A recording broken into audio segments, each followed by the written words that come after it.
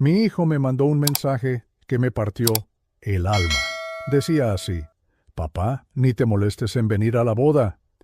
Mariana no quiere que estés ahí. Dice que tu presencia arruinaría todo». Yo me quedé helado, con el celular en la mano, leyendo y releyendo esas palabras como si fueran un golpe directo al pecho. En ese momento llevaba en el bolsillo el comprobante de la transferencia que estaba a punto de hacer, los últimos 400,000 pesos que había juntado con sacrificio durante 2 años. Llamo Raúl Hernández. Tengo 76 años y soy de Guadalajara, gracias al canal Voces del Abuelo por dejarme contar mi verdad. Y gracias a ti que me escuchas en este momento. Si esta historia resuena contigo, apóyame con un me gusta y suscríbete a la canal. Aquí cada día hay una nueva historia, y quizá una de ellas también se parezca a la tuya. Desde joven, trabajé como electricista. Toda mi vida la pasé subiendo postes, arreglando cables, soportando el sol ardiente y más de una vez recibiendo descargas que me dejaban temblando. Nunca fui rico, pero siempre fui trabajador. Me casé joven y tuve un solo hijo, Alejandro. Él era mi orgullo. Todo lo que ganaba lo invertía en darle lo mejor que podía. Cuadernos nuevos para la escuela, zapatos cuando se le rompían los viejos, algún regalo sencillo en los cumpleaños. Con los años, Alejandro creció y yo me quedé viudo. Mi esposa, Carmen, se me adelantó en el camino hace ya más de 15 años. Desde entonces, mi vida giraba en torno a mi hijo. Cuando conoció a Mariana, yo traté de aceptarla con una sonrisa, aunque desde el principio noté que sus ojos me miraban con cierto desprecio. Una muchacha altiva, siempre hablando de viajes, de lujos, de la vida que soñaba. Yo, con mi camisa gastada y mis manos llenas de cicatrices, nunca encajé en ese mundo que ella quería, pero Alejandro estaba enamorado y yo no quería ser estorbo. Me repetía a mí mismo que con el tiempo ella me aceptaría, que si yo me esforzaba, un poco más podría ganarme su respeto. Por eso, cuando me dijo que se iba a casar, sentí una alegría profunda. Pensé, por fin veré a mi hijo iniciar su propia familia y yo puedo ayudar de alguna forma. Fue entonces cuando decidí regalarles la luna de miel que tanto mencionaban.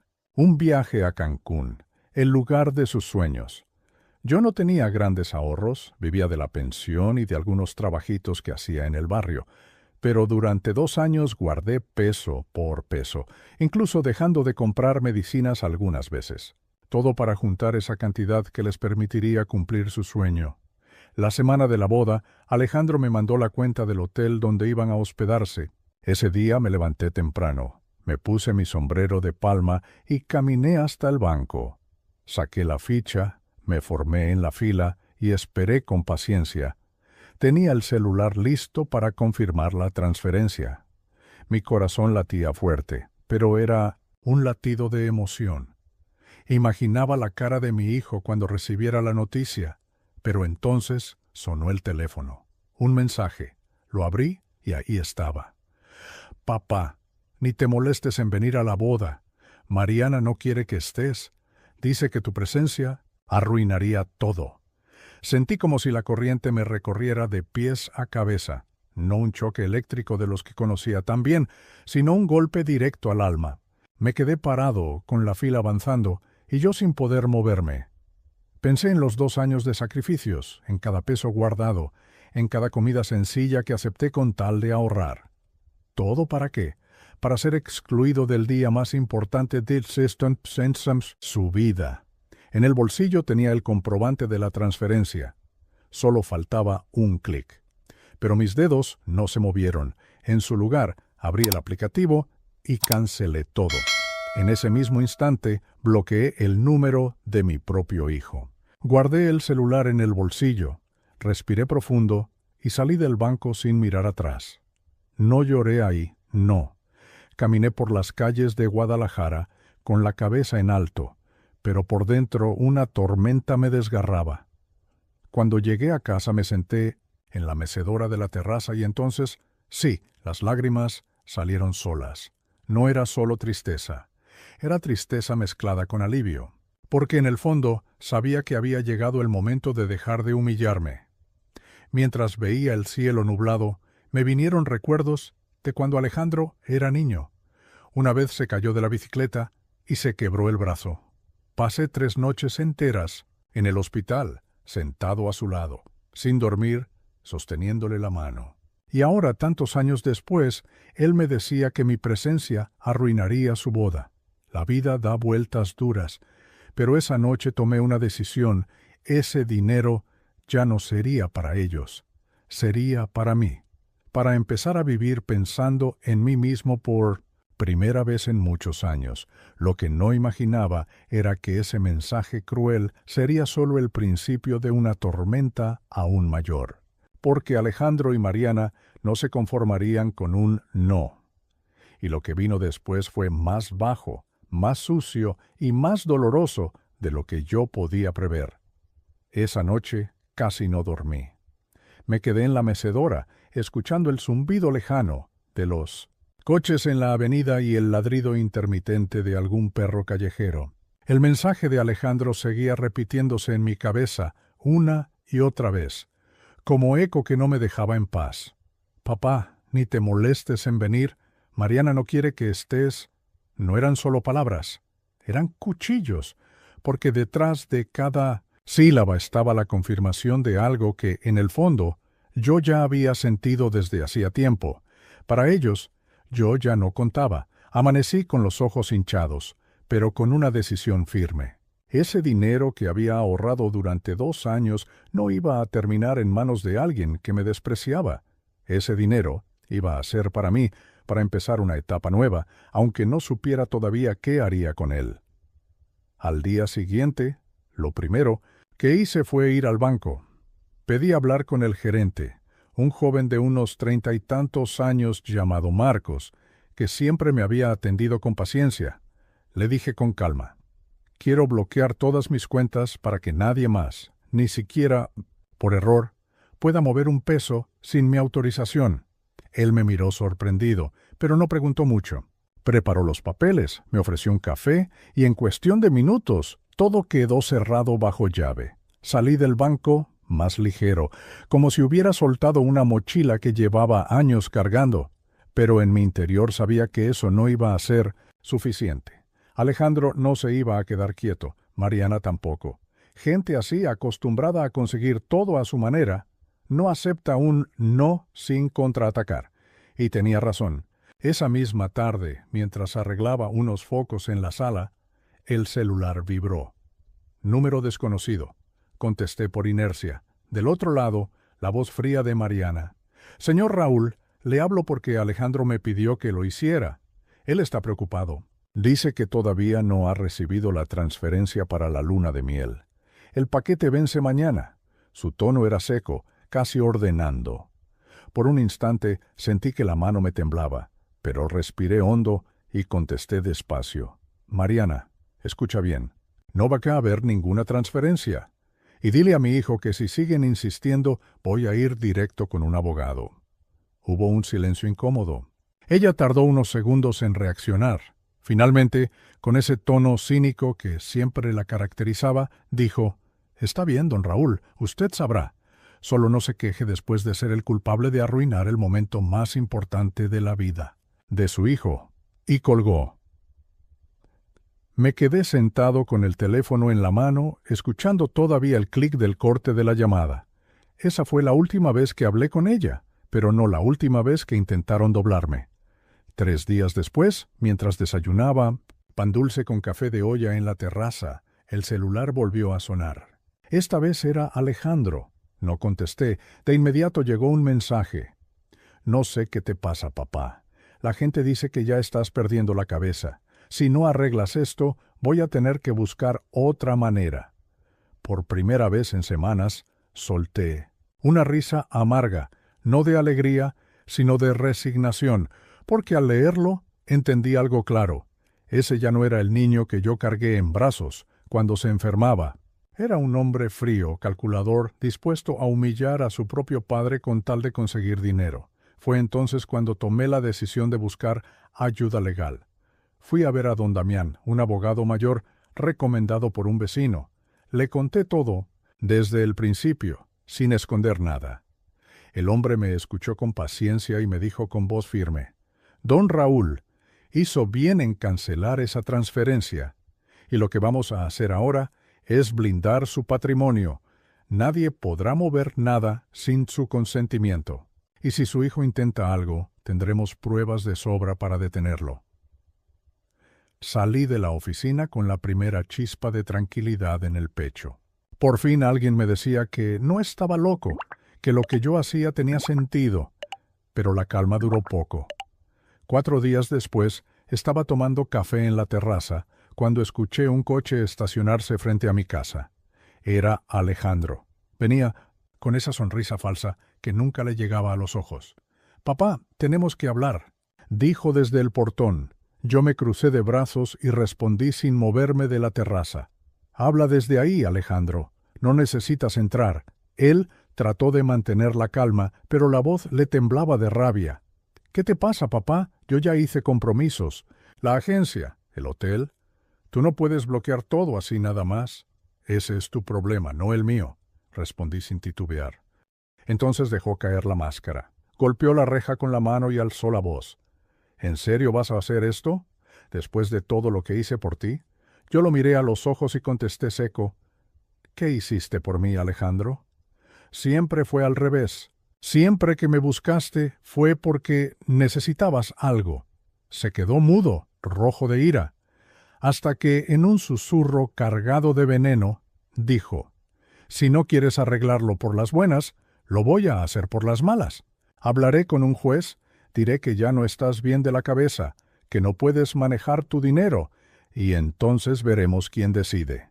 Ese día entendí hasta dónde estaba dispuesto a llegar. No era solo desprecio, era una amenaza directa de quitarme lo que era mío, de declararme incapaz para adueñarse de todo. Me quedé inmóvil, sintiendo el calor subirme por las venas, pero no levanté la voz. Solo respondí: «Intenta lo que quieras, Alejandro, pero no olvides que todavía soy tu padre». Él no esperaba esa respuesta. Me miró con furia, dio media vuelta y se fue sin despedirse. Esa misma tarde fui a ver de nuevo a don Damián. Le conté, palabra por palabra, la amenaza de Alejandro. El abogado escuchó con el ceño fruncido y me dijo: «Vamos a adelantarnos. Mañana mismo vamos a hacer un acta notarial y también un certificado médico de su sanidad. Con eso, cualquier intento de interdicción se caerá en segundos». Y así lo hicimos. Al día siguiente ya tenía todos los papeles firmados, cada documento plastificado y guardado en una carpeta azul. Por primera vez en mucho tiempo sentí orgullo de mí mismo. Orgullo de no haberme dejado humillar más. Pero Alejandro no se detuvo. 3 días después recibí una notificación judicial. Él había iniciado un proceso de interdicción, alegando que yo ya no podía manejar mis bienes. Lo que Alejandro no sabía era que yo ya lo había previsto todo. Cuando recibí la notificación judicial me temblaron las manos. El cartero me entregó un sobre grueso con mi nombre completo, dirección exacta y sello oficial. En cuanto lo abrí y leí las primeras líneas, sentí un peso en el pecho. Ahí estaba, escrito con letras frías y formales. Mi propio hijo había solicitado mi interdicción legal, argumentando que yo ya no tenía la capacidad mental para manejar mis bienes. Me quedé sentado en la terraza, mirando el papel abierto sobre mis piernas. No lloré, no me desesperé, pero por dentro la rabia hervía. ¿Cómo era posible? ¿Cómo podía Alejandro, ese mismo niño al que cuidé noches enteras cuando tenía fiebre, acusarme ahora de incapacidad? No tardé en reaccionar. Metí los documentos en una carpeta y al día siguiente temprano me presenté en la oficina de don Damián. Cuando me vio entrar con el sobre en la mano, ya se imaginaba lo que traía.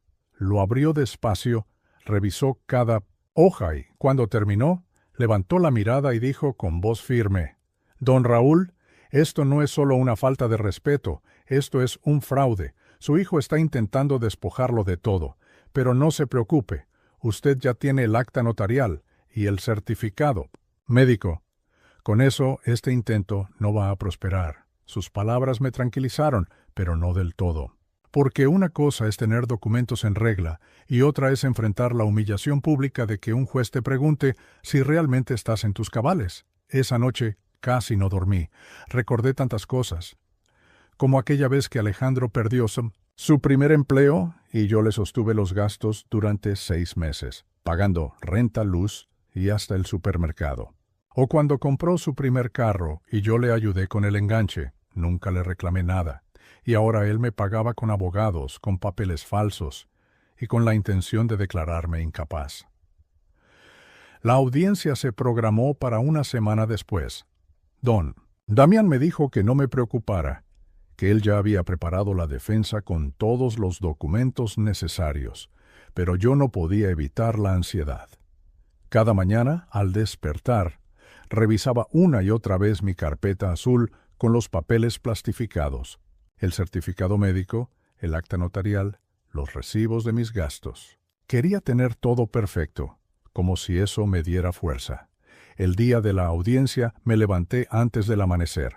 Me puse mi mejor camisa, una azul oscura de botones que guardaba solo para ocasiones importantes. También planché mi pantalón de sarja y lustré los zapatos hasta que brillaron. No era vanidad, era dignidad. Quería que el juez me viera como lo que soy, un hombre consciente, trabajador, capaz de valerse por sí mismo. Don Damián me esperaba en la entrada del juzgado. Me estrechó la mano y me dijo: «Tranquilo, don Raúl, usted solo tiene que responder con calma. Los documentos hablarán por sí solos». Entramos juntos a la sala. El aire acondicionado estaba fuerte y el ruido de los ventiladores me puso la piel de gallina. Frente a nosotros, sentado en la mesa, estaba el juez con toga negra. Y del otro lado, Alejandro y Mariana. Verlos ahí fue un golpe duro. Alejandro evitaba mi mirada, pero Mariana me sostenía la suya con ese gesto altivo que tanto conocía. Como si ya hubiera ganado la batalla, el juez abrió la audiencia con voz solemne. «Estamos aquí para revisar la solicitud de interdicción presentada por Alejandro Hernández contra su padre, Raúl Hernández». Escuchar mi nombre de esa manera, como si fuera un acusado, me estremeció. Pero me mantuve firme. El abogado de Alejandro tomó la palabra primero.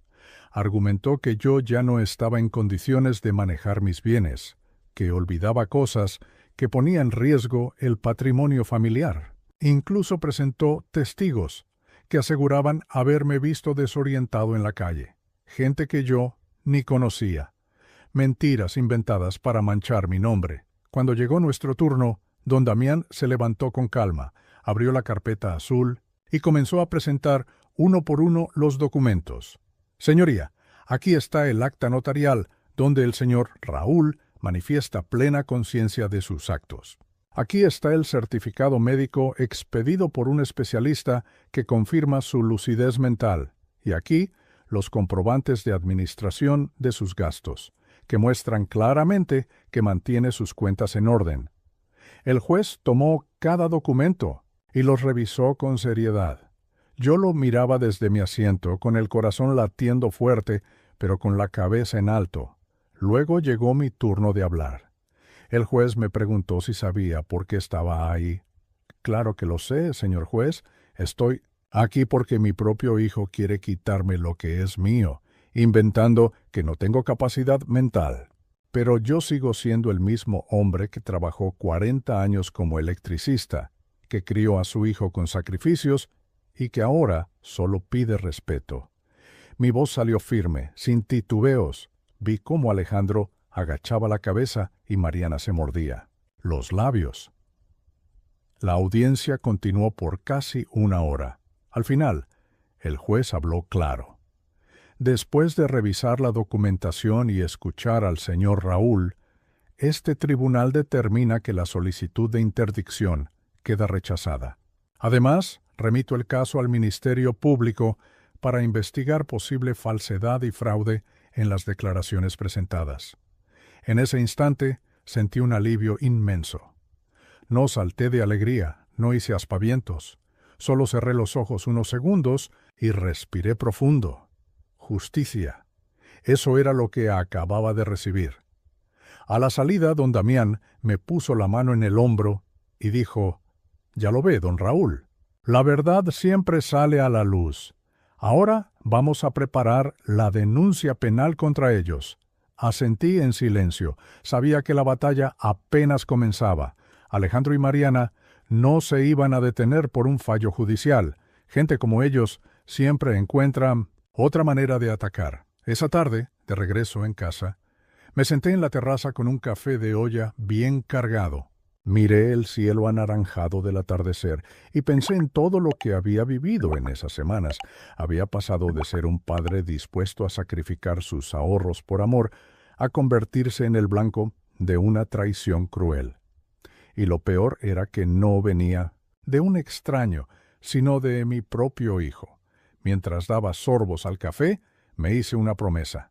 Nunca más permitiría que me pisotearan. Esa etapa de aguantar en silencio había terminado. De ahora en adelante, cada intento de Alejandro y Mariana sería respondido con la verdad, con documentos, con dignidad. Lo que yo no sabía era que ellos no se conformarían con el fracaso en el juzgado. El golpe siguiente sería aún más bajo, y esta vez pondría en riesgo no solo mi patrimonio, sino también mi nombre en todo el vecindario. Después de la audiencia pensé que las cosas se calmarían. El juez había rechazado la solicitud de interdicción y además había ordenado investigar por posible fraude. Yo sentí que por fin había recuperado un poco de control sobre mi vida. Pero me equivoqué. Alejandro y Mariana no se detuvieron. Al contrario, redoblaron sus ataques. Y esta vez no fue en el juzgado, sino en el barrio, en la vida diaria, donde más duele. La primera señal llegó una mañana cualquiera. Yo estaba en la terraza, tomando mi café de olla, con un pan de la panadería de la esquina, cuando recibí una llamada de mi vecino, don Arindo. Era un hombre mayor que yo conocía desde hacía años, trabajador de la construcción, siempre directo. «Don Raúl, ¿está bien?», me preguntó con voz seria. «Sí, ¿por qué lo dice?». «Pues porque andan diciendo cosas feas de usted. Alejandro y su mujer. Dicen que ya no está bien de la cabeza, que gasta dinero a lo loco, que hasta anda regalando lo que tiene». Me quedé mudo por unos segundos. Sentí que la sangre me hervía. Ya no solo era en el juzgado, ahora querían destruir mi nombre frente a mis propios vecinos. «Gracias por avisarme, don Arindo», respondí con calma. «No se preocupe, yo sé lo que voy a hacer». Colgué el teléfono y me quedé pensando. Ellos sabían que en mi barrio todos me conocían como un hombre trabajador, serio, que nunca debía un peso. Si lograban manchar esa imagen, entonces habrían conseguido aislarme. Y eso era lo que más me dolía, la traición disfrazada de vergüenza pública. No me quedé cruzado de brazos. Al día siguiente fui al cartorio y redacté un comunicado formal, con mi firma reconocida, dejando claro que estaba en pleno uso de mis facultades y que cualquier rumor en contra era falso. Pero no me detuve ahí. También tomé una decisión, más personal. Esa tarde me senté en la terraza frente a la cámara de mi celular y grabé un video. No fue nada producido, solo yo, con mi camisa de cuadros, sentado en mi mecedora, hablando directo a la cámara. «Soy Raúl Hernández, tengo 76 años. Estoy aquí en mi casa de Guadalajara, perfectamente consciente y cuidando de mi vida como siempre lo he hecho.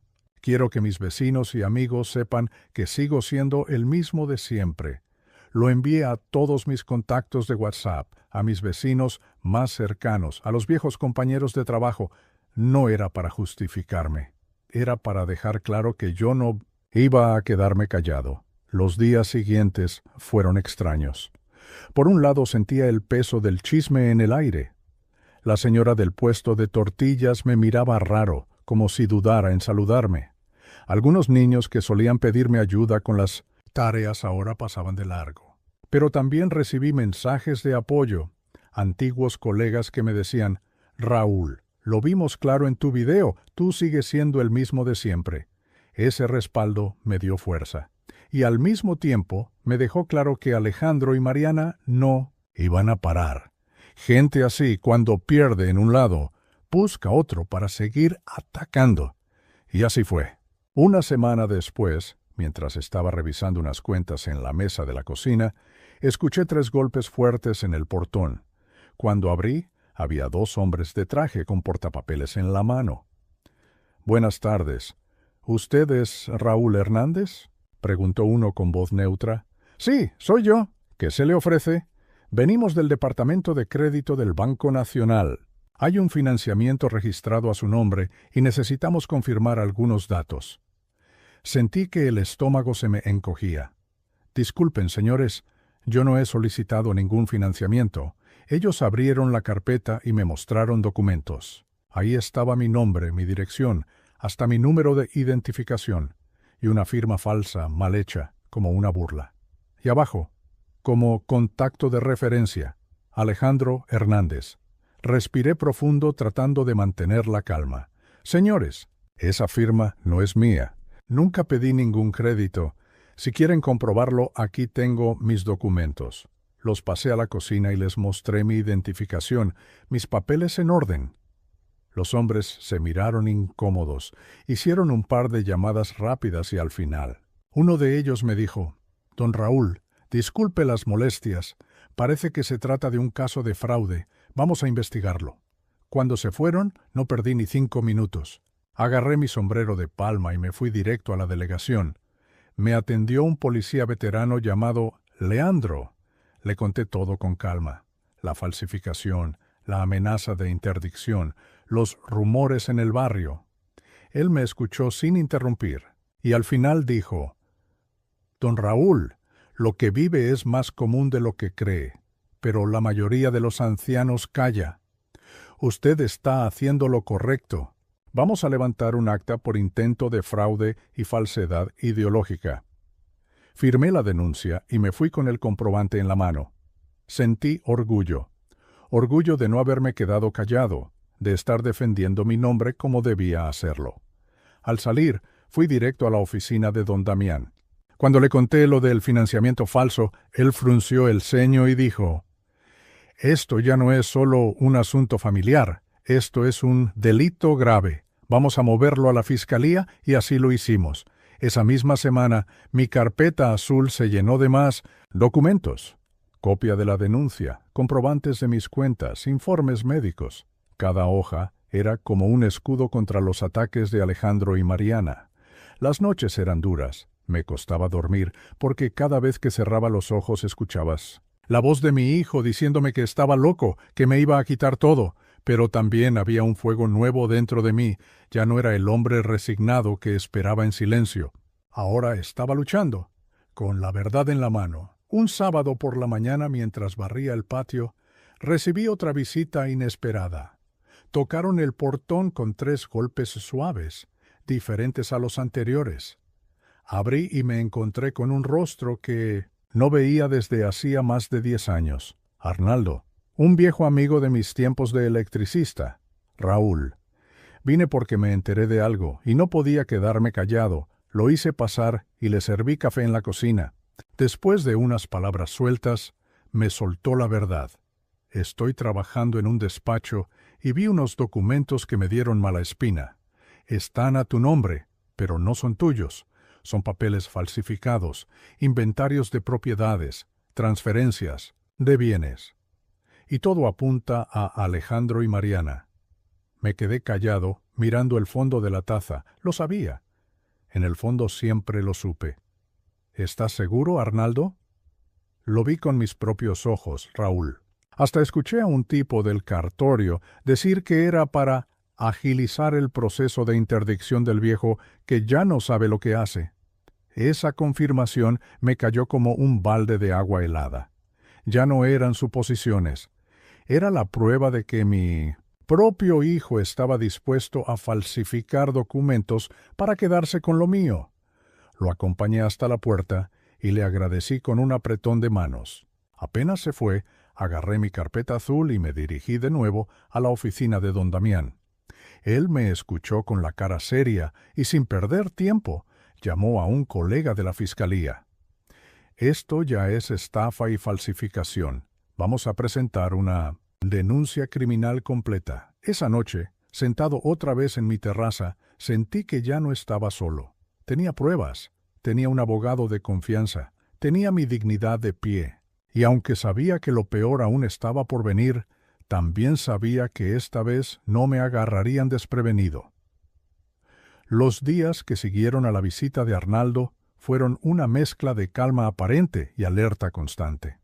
Yo me levantaba temprano, hacía mi café de olla, barría el patio y me sentaba en la terraza como siempre. Pero dentro de mí había una tensión silenciosa. Sabía que Alejandro y Mariana no se detendrían.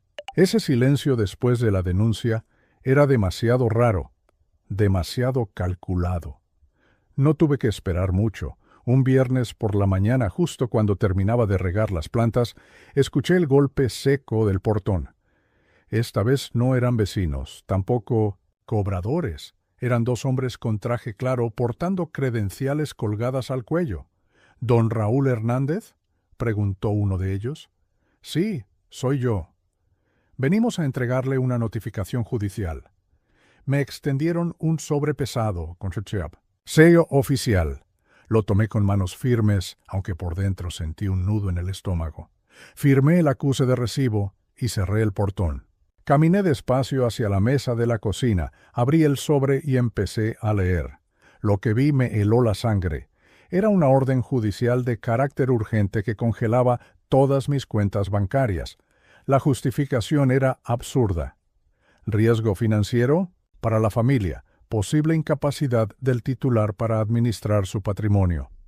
Exactamente el mismo discurso de Alejandro y Mariana, pero esta vez con un juez detrás.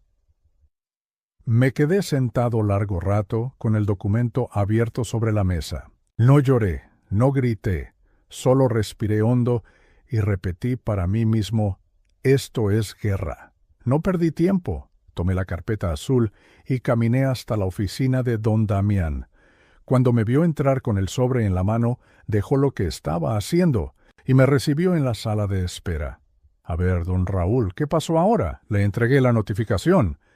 Él la leyó con calma, pero al terminar me miró serio. Esto ya no es una simple disputa familiar. Ahora estamos hablando de un abuso legal, de un intento descarado de despojo, y si ellos lograron esta orden es porque presentaron documentos falsos. Pero tranquilo, vamos a responder. Esa misma tarde trabajamos durante horas. Don Damián llamó a un médico de confianza para renovar mi certificado de sanidad mental. También preparó un escrito de oposición, adjuntando cada documento plastificado que yo había guardado con tanto cuidado. Acta notarial, denuncia por fraude, certificado médico anterior. Todo. Al salir de la oficina ya caía la noche. Caminé por las calles de Guadalajara con paso lento, viendo las luces de los puestos callejeros y escuchando la música lejana de un mariachi que tocaba en la plaza. Y aunque por dentro me dolía, también sentía firmeza. No iba a dejar que me quitaran lo que era mío. Al día siguiente me presenté en el juzgado acompañado de don Damián. Llevábamos toda la documentación organizada.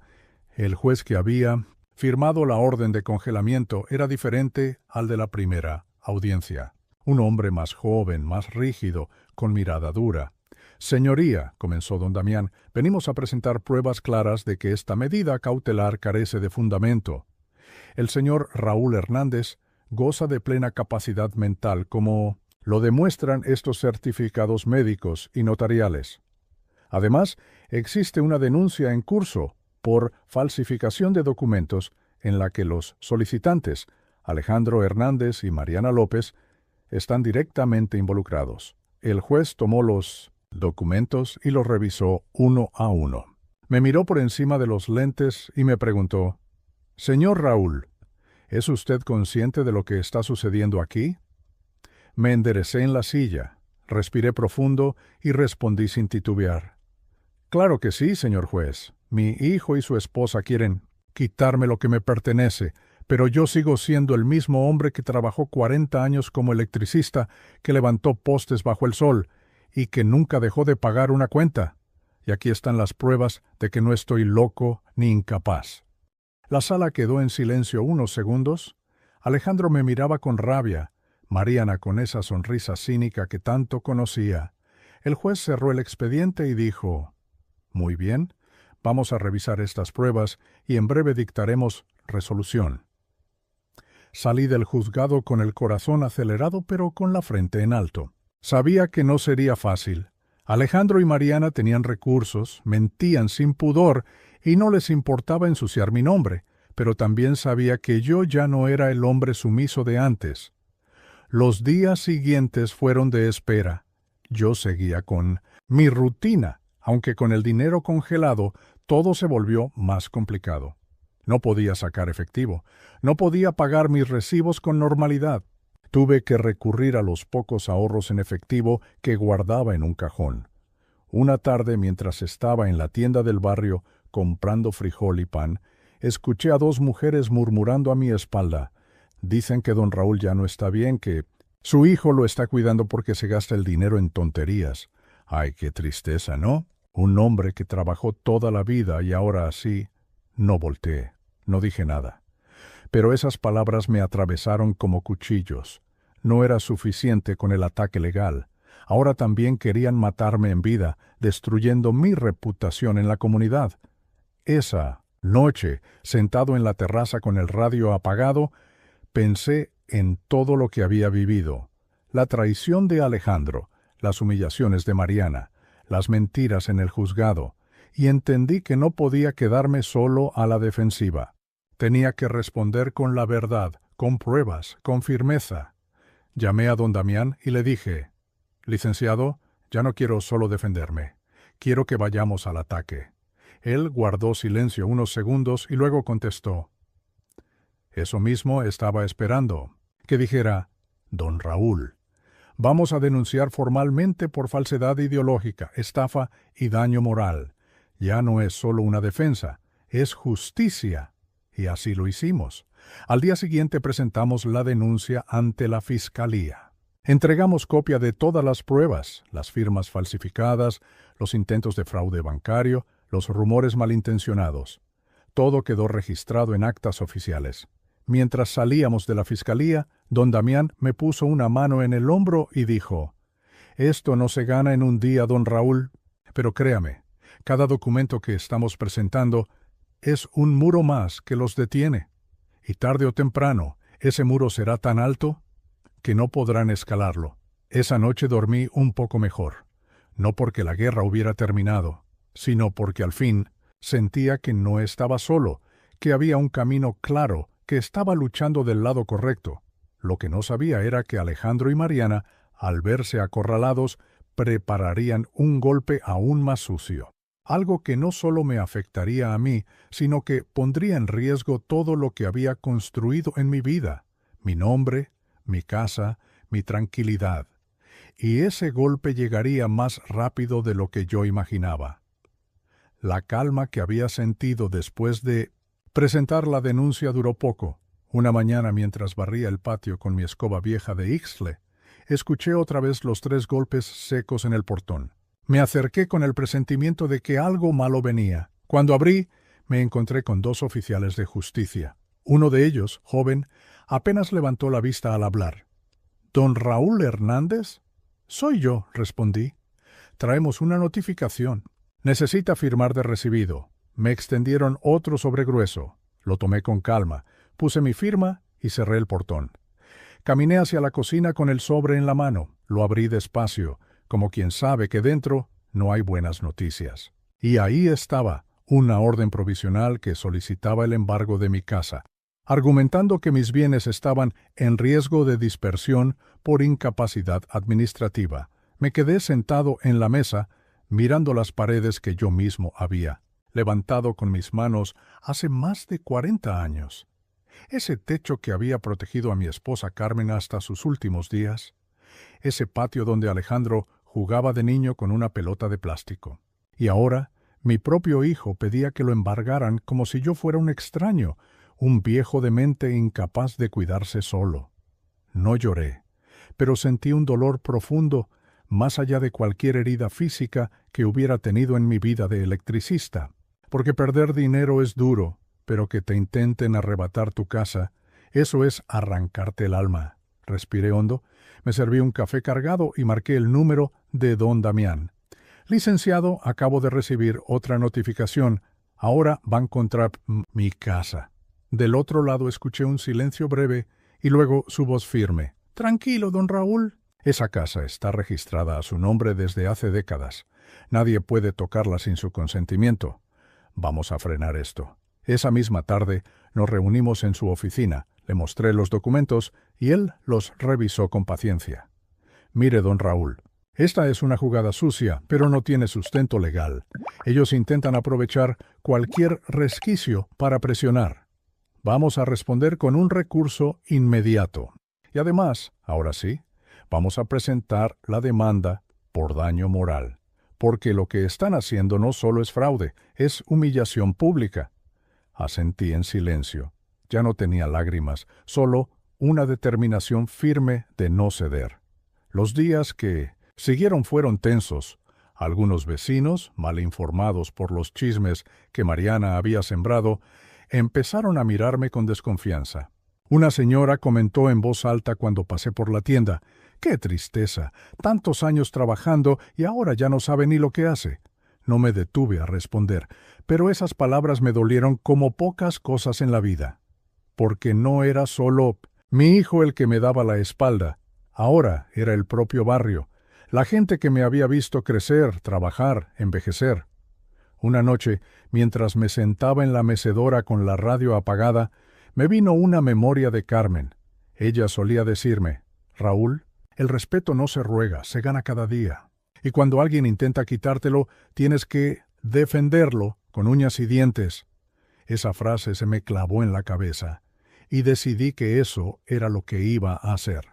Al día siguiente, don Damián me acompañó al juzgado para presentar la oposición, formal al embargo. Llevábamos todo: la escritura original de la casa, los pagos de predial al corriente, la constancia de que yo vivía ahí desde hacía 40 años.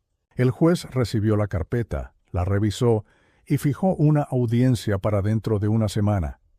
Esa semana fue la más larga de mi vida. Alejandro no me llamó. Mariana tampoco. El silencio era total, pero un silencio pesado, como el de la tormenta que se acumula en el horizonte. Yo seguía con mi rutina: levantarme temprano, regar las plantas, preparar frijoles de la olla. Pero cada vez que veía las paredes de mi casa, sentía una mezcla de orgullo y miedo. Orgullo porque sabía lo que me había costado levantarla. Miedo porque mis propios hijos querían arrebatármela. El día de la audiencia llegamos temprano al juzgado. Yo llevaba mi camisa azul bien planchada, la misma que usé en la primera audiencia. Don Damián me acompañaba con su maletín lleno de documentos. Cuando entramos en la sala, ahí estaban de nuevo Alejandro y Mariana. Ella con su sonrisa altiva, él evitando mi mirada. El juez inició la sesión con voz seca.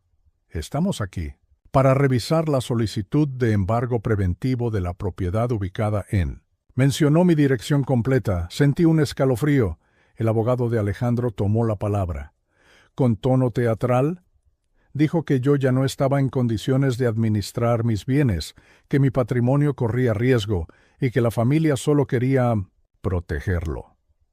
Presentó copias de documentos falsificados, contratos que nunca había firmado, incluso testimonios de supuestos conocidos que aseguraban haberme visto perdido en la calle. Cuando llegó nuestro turno, don Damián se levantó con calma. Abrió la carpeta y presentó cada documento verdadero: la escritura original, los pagos de predial, las actas notariales.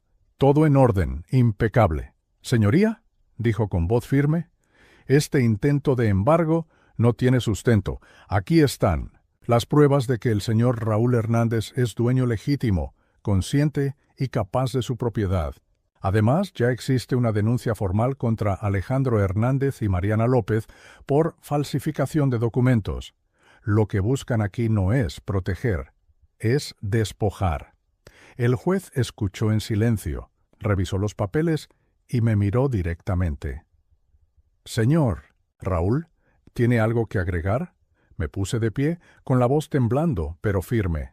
Sí, señor juez, esta casa la levanté con mis manos, ladrillo por ladrillo, trabajando bajo el sol y la lluvia. Aquí crié a mi hijo, aquí cuidé a mi esposa, hasta el último día de su vida. Y ahora ese mismo hijo quiere quitármela. No lo voy a permitir. La sala quedó en silencio. Alejandro bajó la mirada, Mariana apretó los labios. El juez suspiró y dijo: Muy bien, el tribunal tomará en cuenta todas las pruebas y dictará resolución en los próximos días. Salimos de la sala con el corazón en la garganta. No había un fallo inmediato, pero sabíamos que las pruebas estaban de nuestro lado. Esa tarde, de regreso en casa, me senté en la mecedora y miré el techo de lámina que todavía conservaba del primer cuarto que construí. Sentí orgullo. Orgullo de no haberme rendido. Orgullo de haber defendido lo mío. Pero también sabía que Alejandro y Mariana no se detendrían. Cada derrota los haría más peligrosos, más sucios. Y lo que vino después lo confirmó. Porque si antes habían intentado difamarme en el barrio y arrebatarme mi casa, ahora buscarían destruir lo único que todavía me sostenía, mi dignidad como hombre y como padre. Y ese ataque sería el más bajo de todos. Los días posteriores a la audiencia del embargo fueron extraños. El juez todavía no había dictado la resolución, pero yo sabía que las pruebas estaban de nuestro lado. Sin embargo, Alejandro y Mariana no se quedaron quietos. Parecía que cada derrota los hacía más feroces, más dispuestos a hundirme por cualquier medio. Y esta vez no vinieron con papeles ni con abogados. Vinieron con algo mucho peor: el veneno del chisme, de la difamación. Una mañana, mientras iba a la tienda de la esquina a comprar pan dulce, escuché a dos vecinas hablando en voz baja, pero lo suficiente para que yo alcanzara cada palabra. Dicen que don Raúl ya no está bien, que firma papeles sin darse cuenta. Sí, que hasta anda regalando sus cosas. Alejandro está preocupado, dicen que el pobre viejo se volvió loco. Sentí un golpe en el estómago. Ellas ni siquiera se dieron cuenta de que yo estaba detrás, con la bolsa de pan en la mano. No dije nada. Caminé de regreso a casa con paso lento, como si cargara una piedra enorme sobre los hombros. Pero el rumor no quedó ahí. Esa misma tarde me llamó doña Rita, una vecina de toda la vida, una mujer sencilla que a veces venía a ayudarme con la limpieza. Don Raúl, me dijo, con voz apenada, no sé cómo decirle esto, pero Alejandro y Mariana andan diciendo que usted ya no sabe ni quién es, que está gastando todo su dinero con gente que lo engaña. Cerré los ojos y respiré profundo. Gracias por avisarme, Rita. No se preocupe, yo sé cómo responder. Colgué y me quedé mirando al techo de mi casa, recordando las palabras de mi difunta Carmen. El respeto no se ruega, Raúl. El respeto se defiende. Esa noche tomé una decisión. Ya no bastaba con actas notariales ni certificados médicos. Tenía que mirar a la gente a los ojos y decirles la verdad. Al día siguiente, grabé un nuevo video. Esta vez me senté en el patio con la luz del sol iluminando mi rostro. Hablé despacio mirando directo a la cámara. Soy Raúl Hernández. Algunos de ustedes me conocen desde hace décadas. He trabajado como electricista toda mi vida. He pagado cada cuenta, he ayudado a vecinos, he criado a mi hijo con lo poco que tuve. Hoy quiero decirles algo. Sigo estando aquí, lúcido, consciente, con mi vida en orden. No crean los rumores. Yo sé quién soy y sé lo que tengo. Ese video lo envié por WhatsApp a todos mis contactos. También pedí a algunos amigos que lo compartieran. En pocas horas ya corría por el barrio. Algunos vecinos me mandaron mensajes de apoyo. Otros se acercaron a saludarme en la calle. Pero también sé que hubo quienes prefirieron quedarse con la versión de Alejandro y Mariana. Lo confirmé unos días después. Fui a la iglesia un domingo por la mañana, como siempre hacía, y al entrar sentí miradas clavadas en mi espalda. Algunos me saludaron con calidez, pero otros apenas inclinaron la cabeza con desconfianza. El veneno del chisme se había infiltrado incluso en ese lugar que siempre había sido un refugio para mí. De regreso a casa, me senté en la terraza con el corazón apretado. Pensé en Carmen, en cómo ella siempre encontraba la forma de darme ánimo, y entonces recordé otra de sus frases. Raúl, la verdad tarda, pero llega, y cuando llega, brilla más que cualquier mentira. Decidí que no iba a rendirme. Ese mismo lunes fui con don Damián y le conté lo que estaba pasando en el barrio. Él me escuchó con el ceño fruncido. Don Raúl, lo que ellos buscan ahora es quebrarlo emocionalmente. Quieren que usted se sienta solo, aislado, pero no se preocupe, ya estamos preparando la denuncia por daño moral. Y con estos rumores se fortalece más, asentí. Pero en el fondo sabía que la herida ya estaba hecha, porque una cosa es pelear en un juzgado y otra es sentir que los propios vecinos dudan de ti. La gota que derramó el vaso llegó esa misma semana. Una tarde tocaron el portón. Al abrir, me encontré con dos hombres que no conocía, acompañados de una mujer que decía ser trabajadora social. Buenas tardes, señor Hernández. Hemos recibido denuncias de que usted vive en condiciones inadecuadas y que podría estar siendo víctima de abuso financiero. Necesitamos entrar para verificar. Sentí que la cara me ardía de rabia. ¿Quién les dijo eso?, pregunté con voz firme. Son denuncias anónimas. Tenemos que cumplir con el protocolo. Respiré hondo y, aunque por dentro me hervía la sangre, les abrí la puerta. Los llevé por mi casa, la sala limpia, la cocina ordenada, el patio cuidado, todo en su lugar. Al final, la trabajadora social me miró y dijo, «Señor Hernández, disculpe las molestias. A simple vista todo está en orden. Levantaremos un informe positivo». Me entregó un papel de constancia y se fueron, pero yo me quedé con un sabor amargo. Alejandro y Mariana no solo habían inventado rumores, ahora estaban usando instituciones para humillarme, como si yo fuera un viejo desvalido, incapaz de cuidarse solo. Esa noche no pude dormir. Me quedé mirando al techo, recordando cada sacrificio que hice por Alejandro, y me preguntaba una y otra vez, ¿en qué momento dejó de verme como padre para verme como un obstáculo? Al día siguiente fui de nuevo con don Damián. Le conté lo de la visita de la trabajadora social. Él frunció el ceño, tomó nota y dijo, «Esto confirma lo que sospechábamos. Están intentando armar un caso de abandono o incapacidad para reforzar sus demandas. Pero no se preocupe, don Raúl, tenemos pruebas de sobra para demostrar que todo esto es falso». Asentí en silencio. Ya no era solo una lucha legal, era una batalla por mi dignidad, por mi nombre, por mi lugar en la comunidad. Los días siguientes reforcé mis lazos con algunos vecinos de confianza. Doña Rita empezó a visitarme más seguido, llevándome tamales o simplemente acompañándome en la tarde. Don Arindo, el albañil, se ofreció a testificar a mi favor si fuera necesario. Ese apoyo me dio fuerzas, pero el golpe más fuerte aún estaba por llegar. Una tarde recibí una llamada del juzgado. Me informaron que Alejandro había presentado nuevos testigos que afirmaban que yo sufría episodios de confusión mental, que me perdía en las calles, que olvidaba nombres, gente que ni siquiera conocía. Colgué el teléfono con un nudo en la garganta.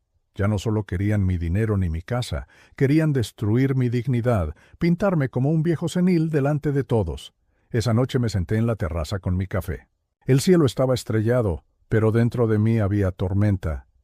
Y me hice una promesa, aunque tuviera que ir a cada audiencia, aunque tuviera que mirar a la gente a los ojos para repetir quién soy, no dejaría que me arrancaran lo único que me quedaba, mi honor, y con esa determinación me preparé para lo que vendría, porque sabía que la siguiente audiencia no sería solo sobre bienes o propiedades. Sería sobre mi nombre, sobre mi identidad, sobre mi derecho a ser respetado como hombre. La mañana de la audiencia amaneció gris, con nubes bajas que parecían anunciar tormenta. Yo había dormido poco, repasando en mi mente cada documento, cada palabra que debía decir. Sobre la mesa de la cocina estaba mi inseparable carpeta azul, plastificada y ordenada, con todos los papeles que me daban fuerza. Certificados médicos, actas notariales, denuncias. Esa carpeta era más que un conjunto de documentos. Era mi escudo. Puse mi mejor camisa azul oscuro, la misma que había usado en audiencias anteriores, pantalón de sarja bien planchado y zapatos lustrados. Quería llegar al tribunal no como un viejo derrotado, sino como un hombre digno, consciente de quién es. Don Damián me recogió en la entrada de mi casa. Llevaba su maletín negro y una mirada firme. «Hoy va a ser duro, don Raúl», me dijo. «Ellos traen testigos falsos, preparados para declarar que usted está confundido, que no sabe manejar su vida. Pero no se preocupe, tenemos pruebas sólidas, y lo más importante, su palabra». Asentí en silencio. Sabía que esa sería la batalla más difícil, porque no se trataba de bienes ni de dinero. Se trataba de mi honor, de mi capacidad, de mi nombre, Altinalamer. Llegar al tribunal, vi a Alejandro y Mariana esperándonos en la sala. Ella, como siempre, con su sonrisa cínica. Él, con la cabeza erguida pero evitando mirarme a los ojos. Detrás de ellos, 3 personas desconocidas, los supuestos testigos. El juez, un hombre mayor de mirada severa, abrió la audiencia con voz firme. «Estamos aquí para escuchar las declaraciones presentadas por los solicitantes sobre la posible incapacidad del señor Raúl Hernández».